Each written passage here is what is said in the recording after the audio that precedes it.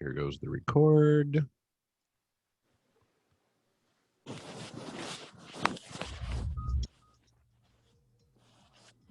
man! Everybody, this is Ted DiBiase, the $1 Million Man. And if you want to get your money's worth, stay right here because you're listening to Knockouts and Three Counts. And remember, everybody's got a price. $1 Million Man.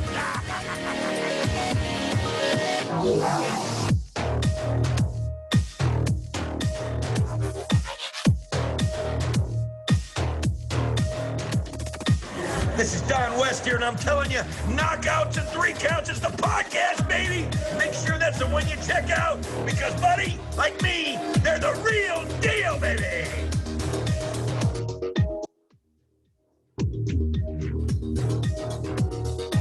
This is Jake the Snake Roberts. Just letting you know, you need to listen to Knockouts and Three Counts, or you'll see that damn snake again.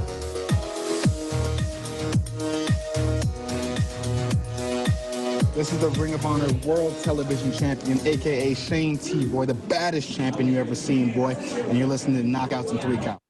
What up, everybody? This is Kyle, and you are back watching Knockouts and Three Counts, and Corey's back joining us again, as usual. And we've got the return of a guy who, if you've been following us for a little while, has been on the show a while, but it's been quite a minute. Last time we had him on was at BCWA. I forgot the event, but we have the return of No Flinch Nolan Edwards. How you doing, brother man? It's good. I'm trying to, now you mentioned what show it was on, I don't even remember at all because that was a while ago. That was a long time. Yeah, that was a long time ago. That's before a lot of the stuff that I've been busy with even came up.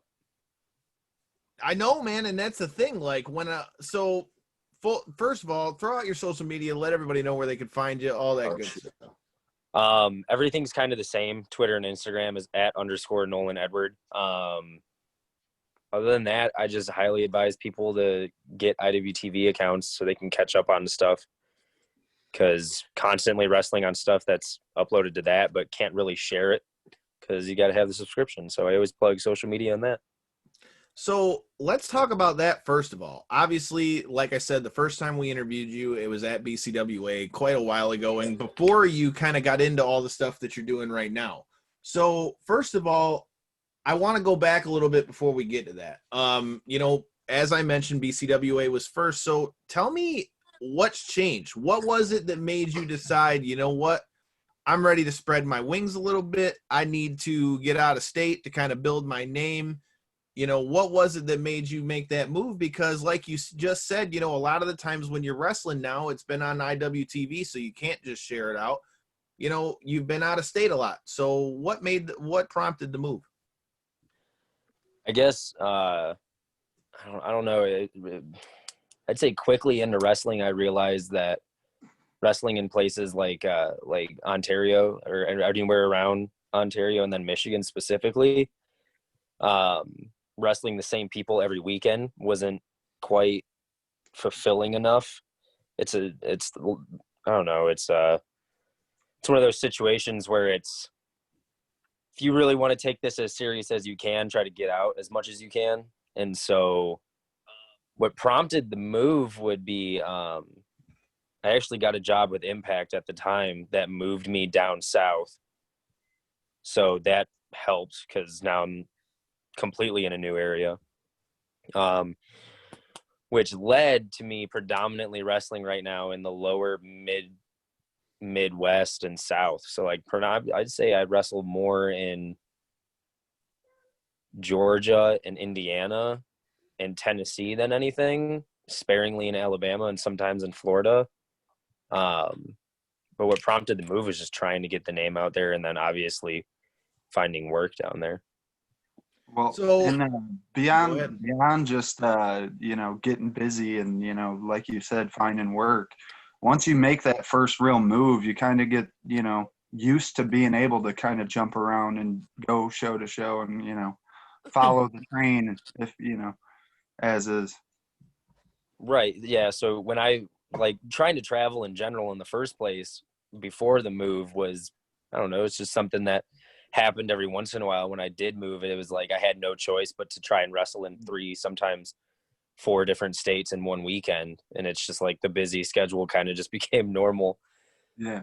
And I wanted it to, so I'm not upset about it by any means. Well, you get a lot less attached to where you're actually at because it's already a new city anyway. So it's not like you're tied to doing something this weekend because you don't necessarily know anybody where you're at anyway. So ship me wherever you want because I want to stay busy on the shows, you know? Right. Yeah. At first it was definitely, I didn't know anybody that I wrestled with. And this is middle of the year 2019. Yes, just over a year ago. Every weekend I was wrestling in a state I'd either never been to or with people I have never met. So it was wild. I was going to say, I'm some sure shout outs you over got there in the comments, Nolan. Who?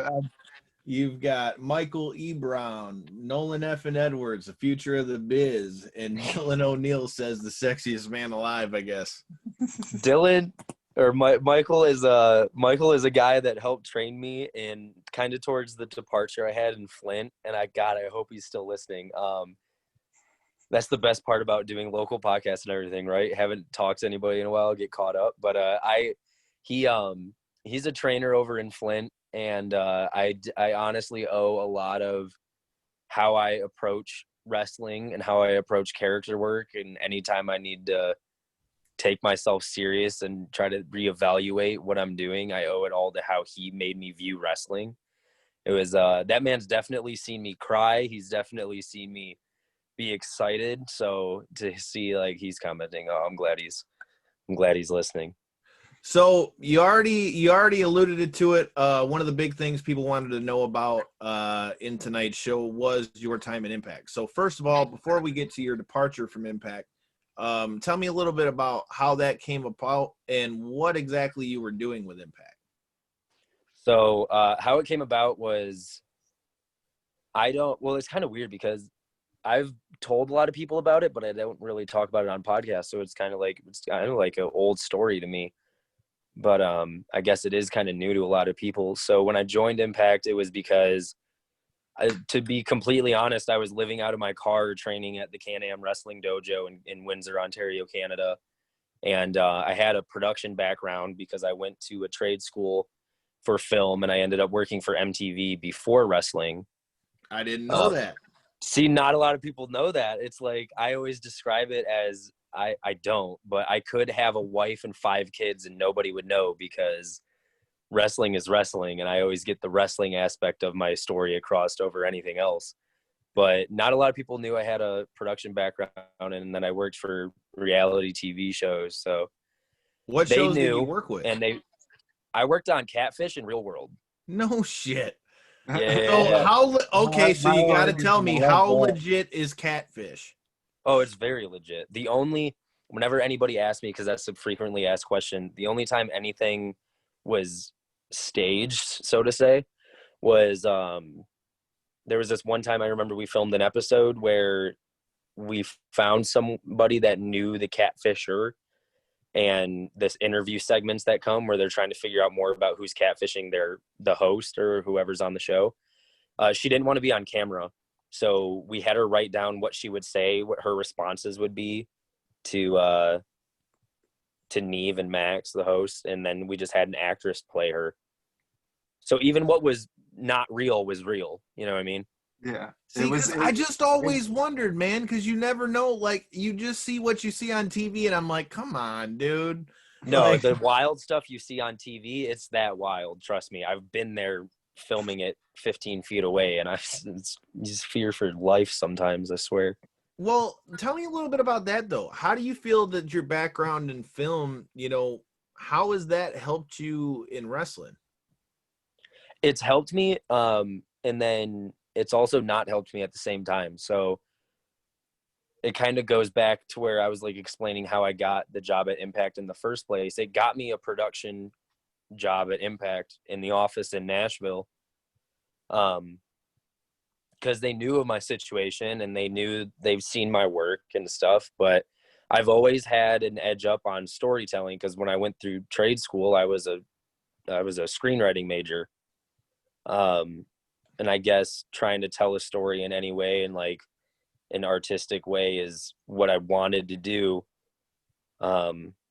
which definitely helps out with wrestling. So any kind of like production or like promo or video or vignette package, I was doing them for myself, for anybody and everybody. I was doing them for Impact at times. I've done some stuff for Evolve. I've done stuff for GCW. I can't say I've done stuff, but I've done a video for GCW. It's helped me at times where I didn't have money and I had 4 shows on the weekends I could just put out saying, hey, I'm editing a video, or like, I'm editing videos this week. Anybody need anything, come through me. And people like my work, and I've known for it, to where people are interested and they want something done by myself. So having a production background, and in that background, getting into the wrestling industry, I don't want to say I had to step up with it, but I was able to realize what everybody else was doing and what I could do to be different very quickly. It gave you something to stand out. So in a way, yeah, because it's an extra tool on the belt. Yeah, a lot of people are doing a lot of cool stuff with independent wrestling, so it's kind of like, even if you think you're being original, you have to triple check yourself. That's a damn good point and a motto to live by.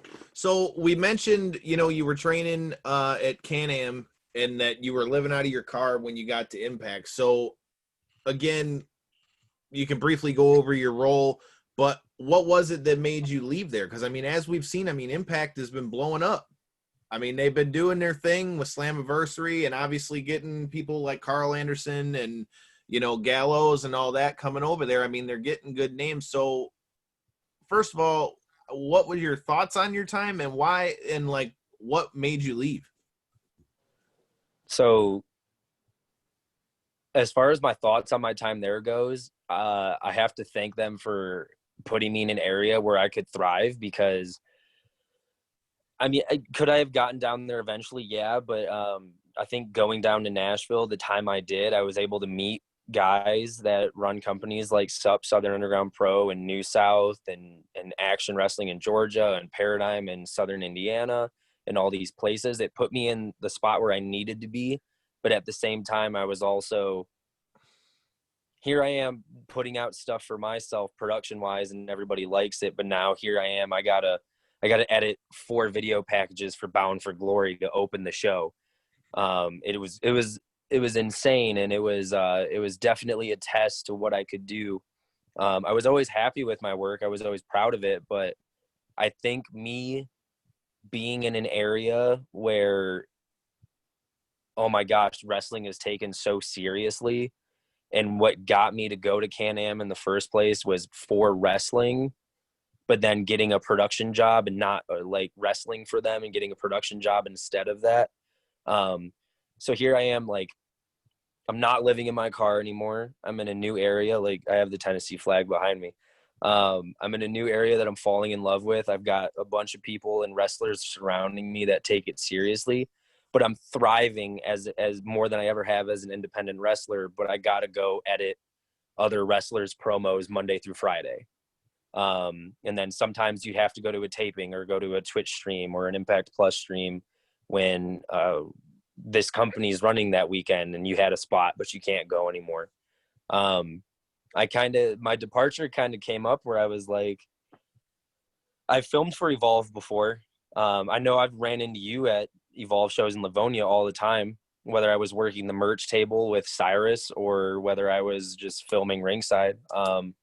Full disclosure, our buddy Chris Bonjour, who, if you look up in the right-hand corner there when you're watching this on YouTube, you can see we just went back through Evolve 85, the first time when they came back here to Detroit. Chris Bonjour is actually the one that hit me up and said, hey, Nolan's really doing his thing out here, and said, hey, you guys should bring him back on the show. So full disclosure, the same guy that got me there and the reason you see me there is the reason why we're doing this interview. So right. Yeah. We've both been helped out by Chris immensely. I can't thank that guy enough for everything he's been doing for me and getting my name out there and giving me connections I would have never thought of. Because I just look at and this kind of ties in exactly. I just look at myself as the guy that wrestled and puts out videos, and I'm like, okay, I like him, and then I don't think anybody else is going to like him. And then all of a sudden you got guys like Chris messaging certain companies for me where I'm like, how is this possible? Like, how am I included in this message right now? But it is. Chris was pretty huge on my departure after Impact. What led to me doing it was I told myself I wanted to become a serious professional wrestler. Like, here I am in this area. I think I can do this full time. Like, I think I can be I did this. The first show I wrestled on, I came back in 2020, I came back from a weekend in Windsor. I flew back into Nashville, and I rode with a group of guys to this promotion called New South in Alabama. And I told them what I was thinking, and they said, well, to be completely honest, I think you already have your decision made, which I was kind of asking them what they thought, but all of them just said, I think you already made up your mind. And I told myself I had a advertised singles match. My first advertised singles match in the South was at Southern Underground Pro, January 5th,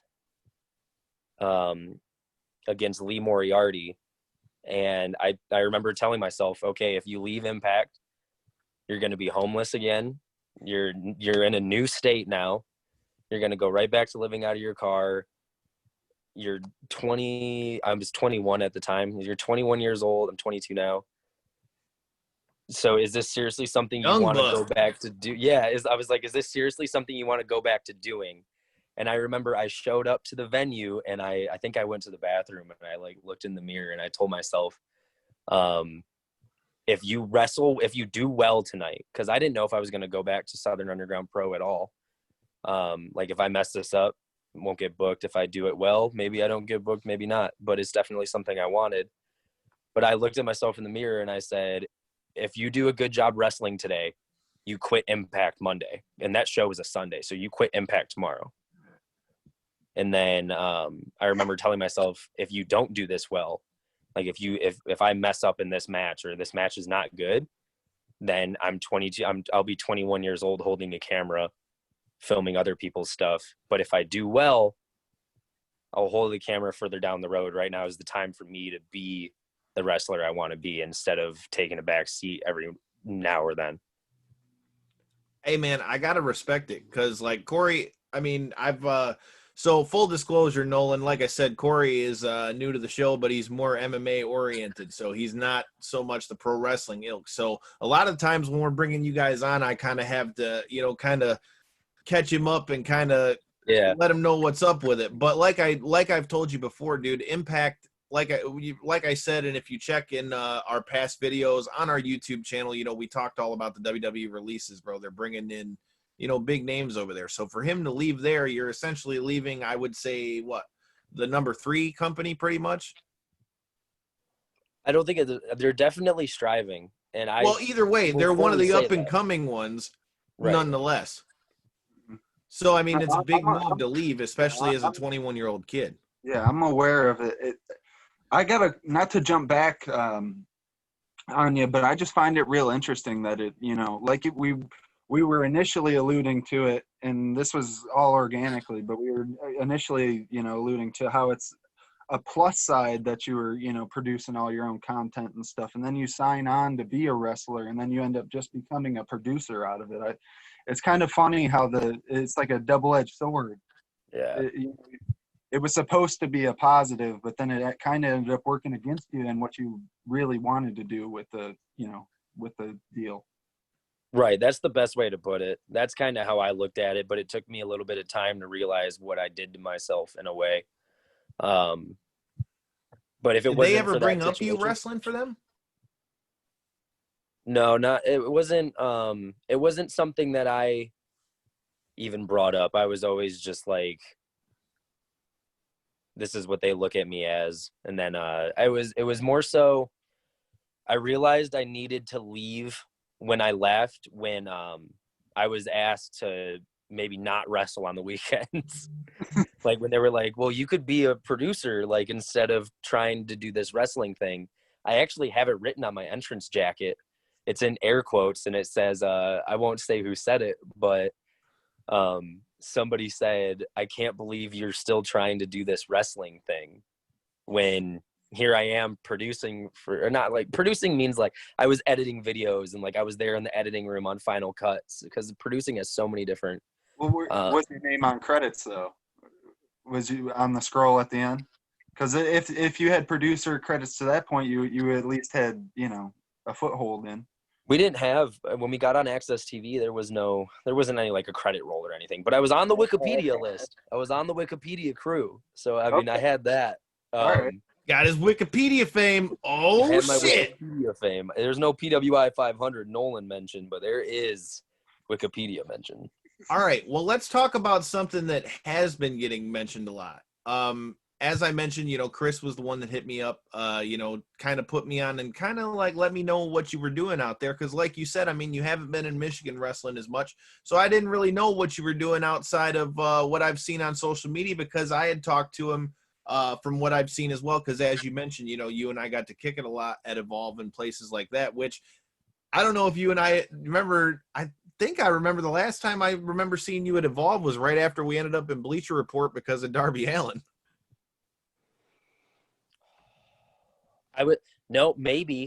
Maybe that's when I worked a merch table, because the last time I remember getting in trouble for this, the last time I filmed for Evolve was the last Livonia show they did, because I was employed by Impact. And but you were shooting for Evolve, who's associated with WWE.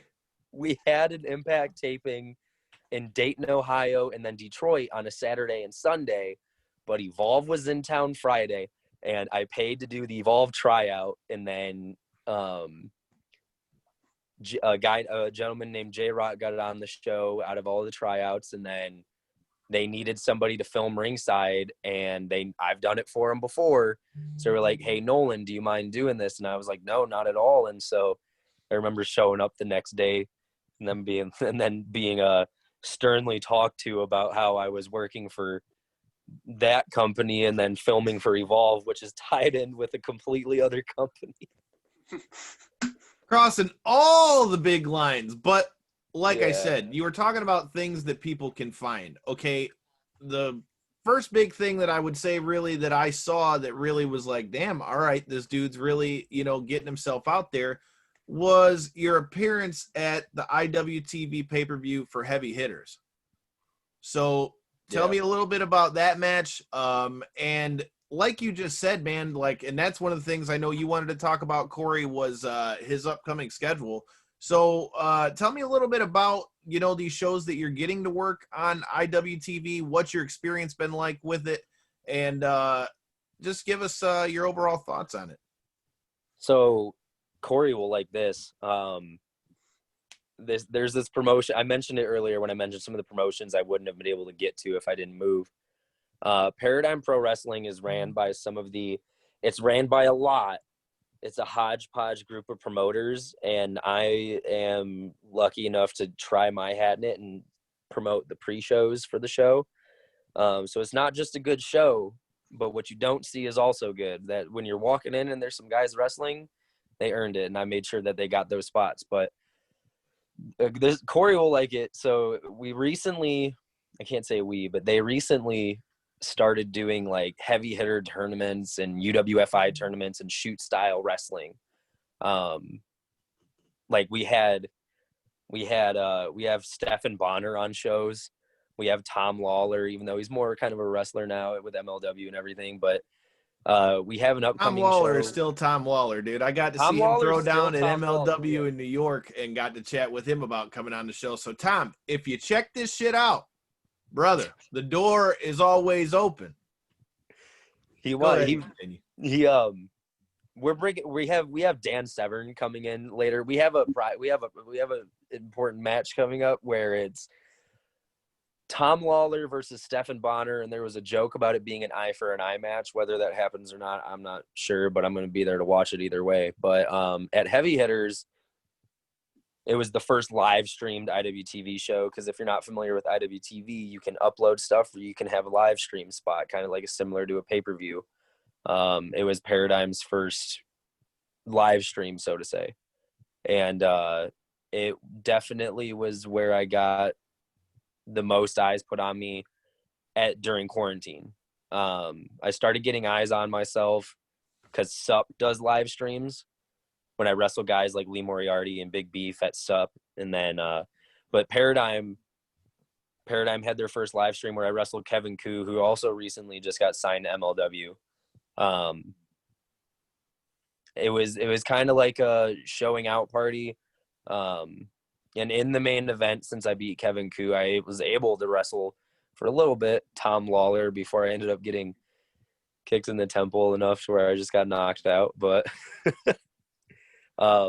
Heavy Hitters was a huge tournament, so I'm excited that Paradigm is going to still have live stream spots on IWTV coming up, because there's the next show that we have coming up is the 3rd anniversary on September 25th, where I get to my birthday. Is it really? Hell yeah. So you got to fucking win. I'm wrestling Dominic Guarini. I'm wrestling Dominic Guarini. I'm having a shoot match with Dominic Guarini because it's a UWFI rules match.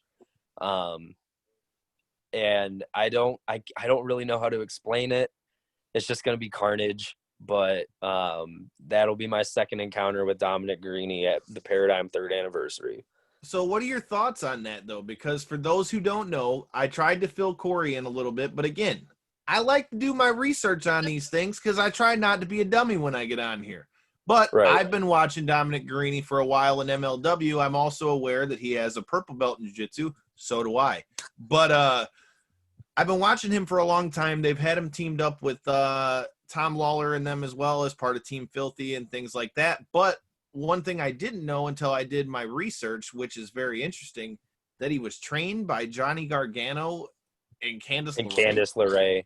Yeah, that's true. That's a wild mix. You got a guy who's fighting straight up, but then has got one of the biggest baby faces, even though you can say he's a heel right now. Johnny Gargano will always be a baby face, but right. I digress.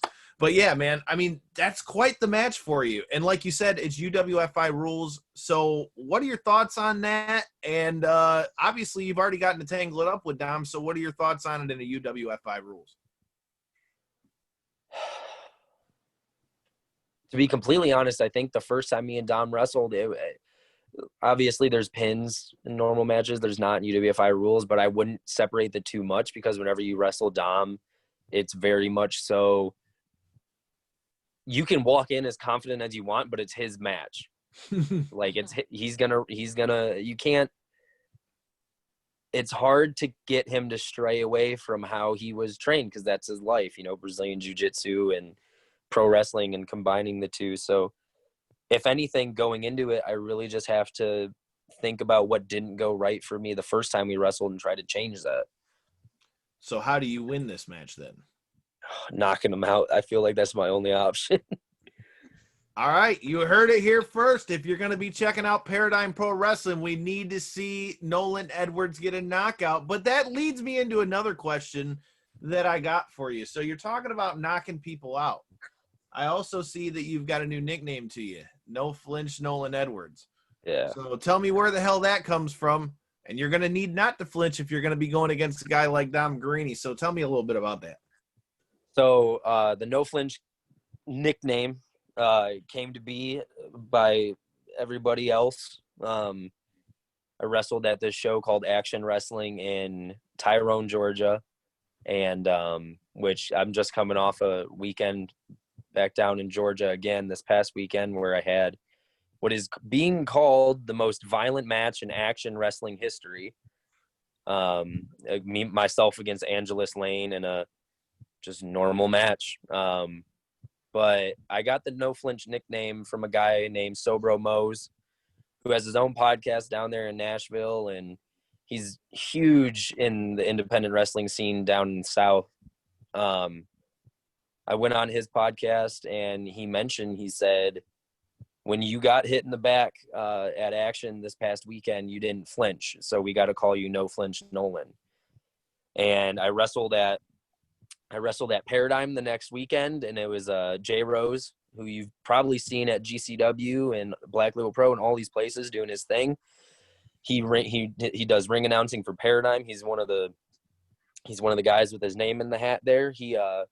he called me no flinch Nolan Edward without me telling him to. And then, so it caught on, and then I wrestled at SUP the weekend after that, and Righteous Jesse, the ring announcer there, on the top of his lungs screaming no flinch Nolan Edward. And at that point, I just kind of had to go with it.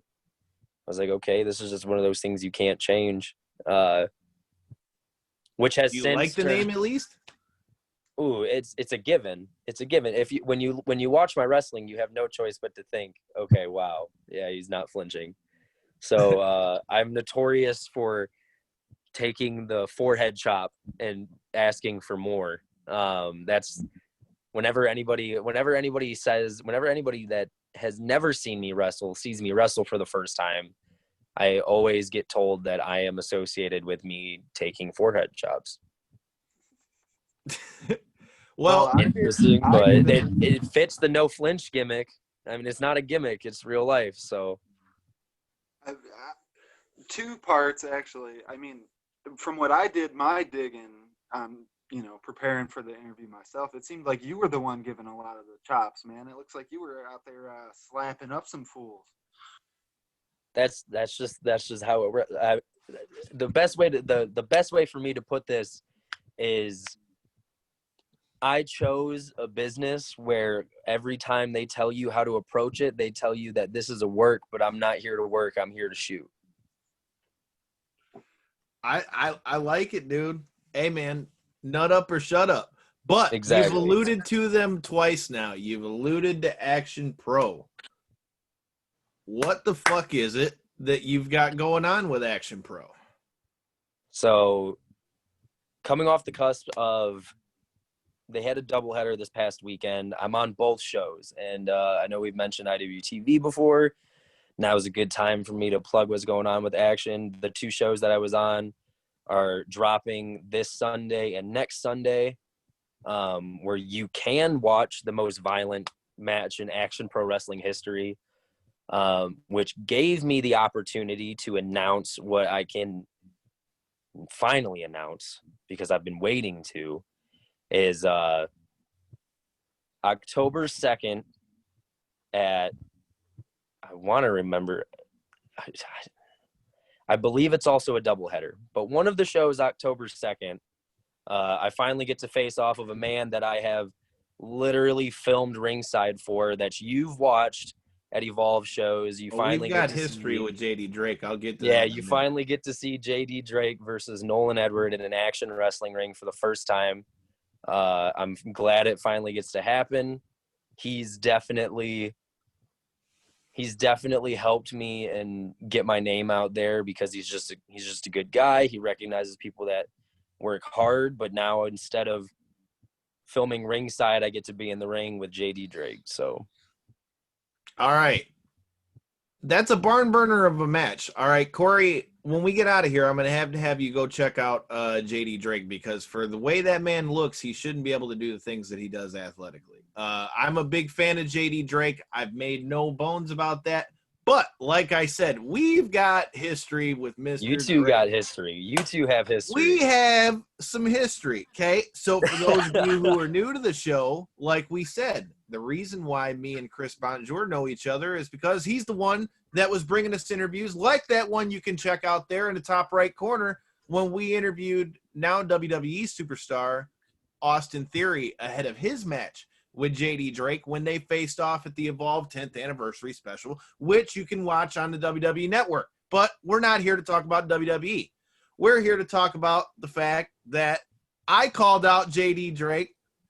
He accepted my challenge, but then he got hurt doing what we were going to do in the challenge. He was bowling and hurt himself while he was bowling. So I know bowling alleys may not be open here in Michigan, but hey, I ain't scared. So JD Drake, if you hear this, I still got to go with Nolan to win this match here, since you still haven't come on the show yet. But hey, that door is wide open, sir. And anytime you want to come on to chat about it, we'd love to have you. But in the meantime, like I said, challenge still stands, kind sir. Blue collar hero, all that good shit. Let's see if you can beat me, and maybe we'll have to have some good food on the line. But I digress. you gotta have a bowl. You gotta bowl with JD before that man gets signed. Because just the fact that I get to wrestle him, I'm like, ooh, don't you dare get signed before then, because I know it's coming soon. Oh, dude, that guy, if that guy isn't signed by the end of 2020 or early 2021, it's a fucking crime.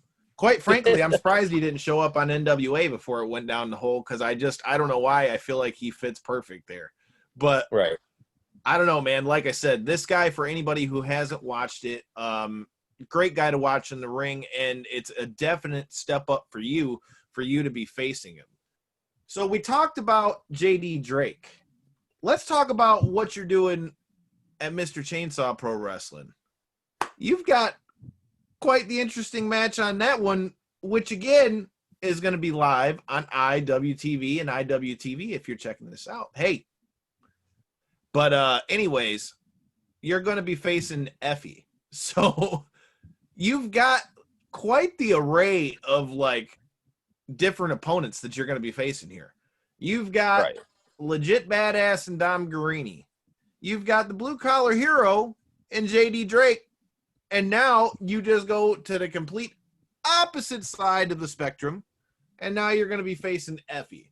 So first of all, Corey is unfamiliar with him, and I feel like a lot of, not so heavy fans Corey. may know about him as much. So can you give us a little bit of a background on your opponent, at least of what you've seen of him, and what are your thoughts on the match and what's going to happen at Mr. Chainsaw Pro Wrestling? If I had to give you a background on Effie, if you've never had a daddy before, you'll find yourself calling a grown man daddy. Effie is by far the leader of all things pure and independent wrestling, depending on how you look at it. He is, in my opinion, having talked to the guy, probably the most entertaining professional wrestler out there right now, in the locker room and in the ring. And so the fact that I get to wrestle him at Chainsaw this Saturday, I gotta stick to myself. This man, there's a promo up on Mr. Chainsaw right now where this is at the Action Show after I wrestled Angelus and Kevin Ryan on the doubleheader, where I'm hanging out with TV's Nasty Leroy. And Effie comes up, and Effie's convinced that he can make me flinch on social media, everything. Yesterday on Effie's Twitch stream, this man is talking about trying to make me flinch. He saw me wrestle Kevin Koo, and I think when he realized that I beat Kevin Koo, he was a little terrified.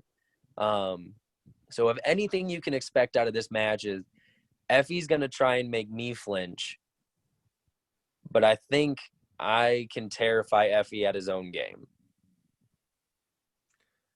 Well, we're going to have to tune in, and you'll have to tune in to IWTV to check this out. It's going down in Kalaska, Michigan for Mr. Chainsaw Pro Wrestling. Hey, there's multiple of our past guests are on there, like the DTA boys that are going to be doing their thing down there. They're past guests of the show from BCWA, along with Aaron O'Ryan, who you can check out his interviews in the corner, as well as we talk about Wyatt Strong, his son's battle with cancer, and all that good stuff. But like I said, this show is going to be stocked with past guest show from knockouts and 3 counts. So like I said, man, you don't want to miss this. All right. So we've talked about all these things that you've got going on in the busy schedule that you're going to be keeping. Now that you've gotten to work a couple shows since we're in this pandemic era of wrestling, or whatever the hell it is that you want to call it, first of all, what are your thoughts on the shows that you've gotten to work so far, and what do you think independent wrestling could look like as we come out of this? I think I've definitely wrestled on my fair share of shows that have done everything correct, and I've definitely wrestled on shows that were lenient, and I won't be going back to those shows. I think right now is an awkward and stressful time for independent wrestling and just wrestling as a whole, because you've got independent shows based off their schedule and booking, trying to run shows as professional as like WWE or AEW or Impact or all those other companies are. They're trying to do it by the same standard.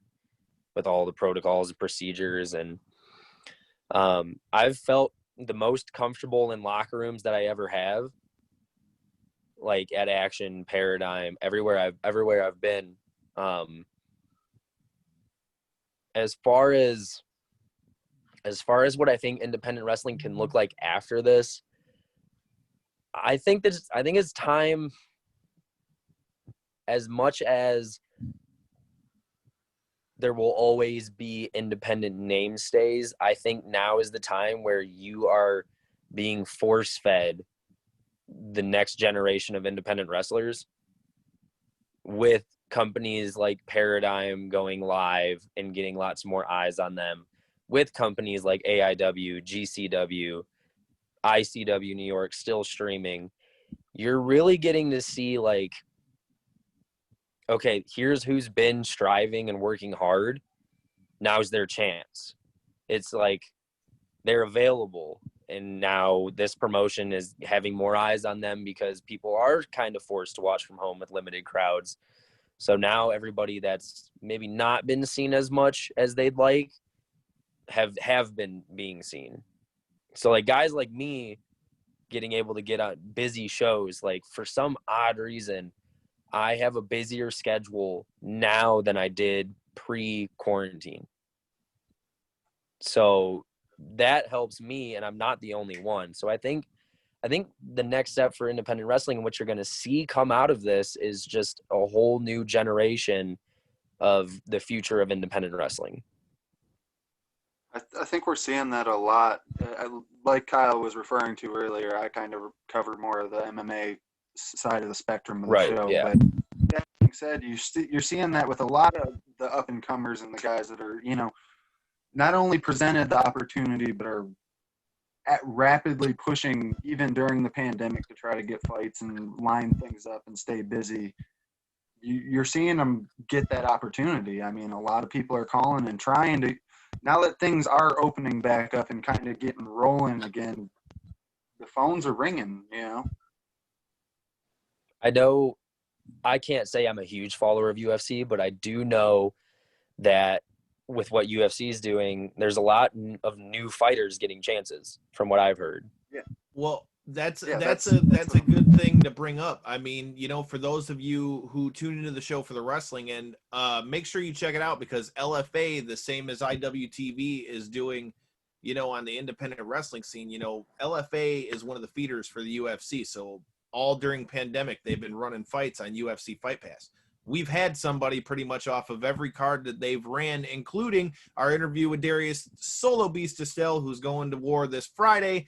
Like I said, we just dropped that interview yesterday. But, you're seeing a lot of that with fights, but not only with fights, but with wrestling. And it's crazy. With you wrestling other places, you're a good person to ask about this. One thing that the pandemic has also created, like you said, along with opportunity for other guys, a lot of guys from Michigan have finally been getting a little bit of light here. At least on the MMA end, we've had a lot of guys that have been going with UFC. Mr. Chainsaw, if I'm not mistaken, isn't that in Kalaska, Michigan? Kalkaska, yeah, like 3.5 hours up north. Yeah. Yeah, so I mean, maybe not in like the Detroit metro area, but I'm just saying more guys from Michigan you're starting to see on bigger shows. So it's really been, Michigan has had its hands out both in the wrestling end and on the MMA end. So, we were talking about Twitch streams. We were talking about video games. What kind of video games does No Flinch Nolan Edwards mess with? Oh, man. So I only mess with my Nintendo Switch. All right. Believe it or not. Yeah. So true interesting story. When I first started wrestling, the first set of gear I had, I got it paid for because I sold my PlayStation. I sold my PlayStation for my first set of gear. It was a $50 pair of kick pads and like a $60 pair of biker shorts. And it was off of this place called eLucha. Everybody knows what eLucha is in the wrestling industry. But I sold my only escape to video games over 2 years ago, and I bought my Switch a month ago. I had a show in Florida that I was getting flown out to, and I don't know what it was. I'm a huge Zelda fan. I played Zelda growing up my entire life, and not having a Switch felt like I was missing out. So I bought the Switch specifically for long car rides and plane rides to and from shows to play. But the Switch is the first game console I've owned in over 2 years. So the amount I have been playing it is insane. He's having video game withdrawals, bro. It was pretty bad. It was pretty bad, but it's good because, like I said, I'm playing Breath of the Wild, so that's a long game to play. All right, man. So before we let you get out of here, I'm going to give you – the floor is yours. If you've got any last words for anybody who's new to Nolan Edward, or more specifically for any of your opponents, whether that's JD Drake, whether that's Effie, whether that's Dom Guarini, the floor is yours. Let them know what they can expect, sir. So this Saturday, Mr. Chainsaw Pro Wrestling, catch the replay on IWTV. Nolan Edward versus Effie for the first time anywhere. Paradigm Pro Wrestling on IWTV live September 25th, the 3rd anniversary. Nolan Edward versus Dominic Guarini for the second time, first time in UWFI rules. The next day, live on IWTV as well, Unsanctioned Pro. I can't announce what match I'm in yet, but just know that there's going to be some fuckery going on at a company that's called Unsanctioned Pro.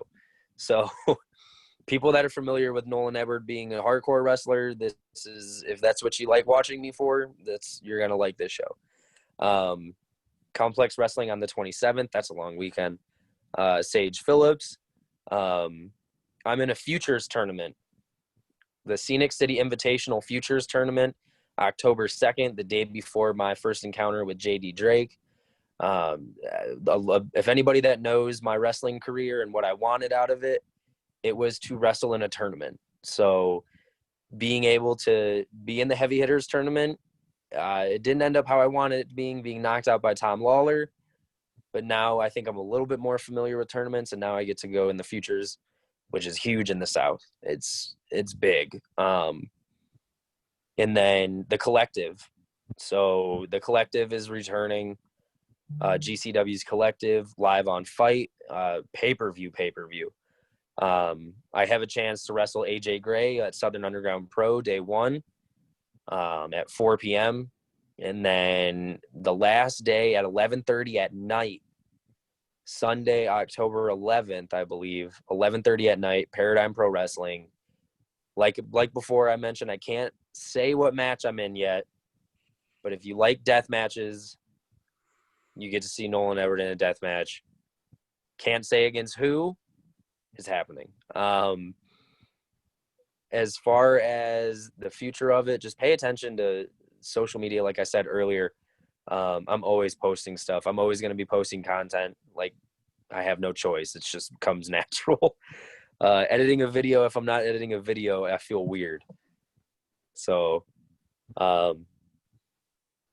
as far as anything else, I'm just know that I'm going to have the busiest 30 days of my entire career, and it starts this weekend with Effie. Well, Corey, you got anything else before we let our guest out of here? One quick question. You said you've been running, or at least now you're starting to. Have you had the chance to get in any of these shows with a limited capacity crowd? Yeah. So Action Wrestling and Paradigm, a lot of the shows running right now are outdoors, but Action Wrestling and Paradigm are both indoor places. They run indoors only. So all the Action shows are in front of a 35 crowd. It's capped at 35 fans, which is different because the first time I wrestled at Action, there was close to 300 people there. So it's something that it took some time to get used to. Paradigm is also capped at a certain number, running in Southern Indiana, following that state's guidelines. But like I said before, I've never felt unsafe at any of the shows I've mentioned. So it's weird, but we get to wrestle, we get to have the shows uploaded and they get streamed or they're live. If anything, it's a more personal wrestling environment feeling for the fans. And we also have more viewers from home. So just the fact that we get to wrestle still, that's the only thing that I'm worried about. And at least with a limited capacity, at least you still have some people in attendance that make noise, give the oohs and the ahs, you know, kind of give the background. I can't say it enough. I believe September 20th is a Sunday. Sunday, September 20th, Action Wrestling, the Matt Sells Tonight show premieres on IWTV. Myself versus Angelus Lane, my favorite match I've ever had in the 2.5 years I've been wrestling. With 35 people there, we had I don't know how long it was, felt like forever, but I had the most intense match of my entire life. So even though there was 35 people there, it's go time. Like if you stay ready, you don't got to get ready. I know a lot of my friends say that, so it feels weird to say it, but if you stay ready, you don't got to get ready. So with 35 people there, you're getting the same Nolan, and it's not just me. With 35 people there, you're getting the same anybody that's on those shows than if there was any number of fans there. Well, Corey, does that answer it for you? That basically covers it for me. Other than when do you think we might be getting around? I mean, obviously no one knows when the world's getting back to normal, but any idea when we might see a little more turnaround with the crowds? As far as I know, it's all open to state. So every state has those, like, whether it's a commission state or not, every state has its own guidelines. I don't know the numbers specifically, but it's also kind of like the promotions and if they're comfortable. Outdoor shows are thriving right now, but you can't run an outdoor show every weekend out of the year. So especially not in Michigan. Especially not in Michigan. I heard it's snowing in Montana or somewhere already. As somebody who's done production before, even though you were on more of the media end, it sounded like there's a lot that goes into setting up the events, and if it was to get rained out or something like that, I mean, that'd be a real hit, you know. So right, it takes a lot to get those matches set up for the risk of something to happen. Just in order to be able to fit a little more people in an outside venue, you know. Yeah, there was a little scare at this past weekend's AIW GCW doubleheader. It started to sprinkle a little bit, but I think they just went to a quick intermission because there was no match going on. They covered the cameras and then they kept going, and then it stopped raining, fortunately. But yeah, as far as it goes with more people inside, I believe it's just up to the state and the governor's decisions on capacity limits, and then also if that promotion's comfortable running that way for their fans and wrestlers. Any way it goes, man, we've cleared it up that this man is about to be a busy son of a bitch coming up in the next month. Make sure you're checking him out on IWTV.